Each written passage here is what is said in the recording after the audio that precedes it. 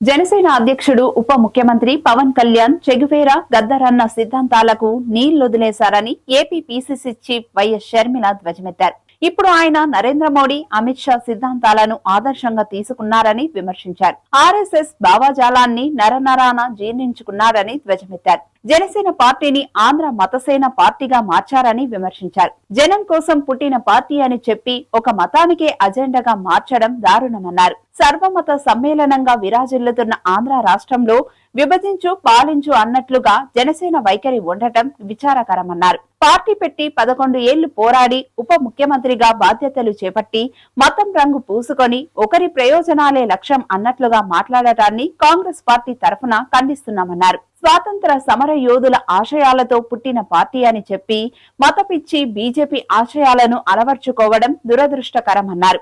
ఉప ముఖ్యమంత్రి పవన్ కళ్యాణ్ ఇప్పటికైనా మేలుకొని బీజేపీ మైకం నుంచి బయటపడాలని పవన్ కు సూచించారు.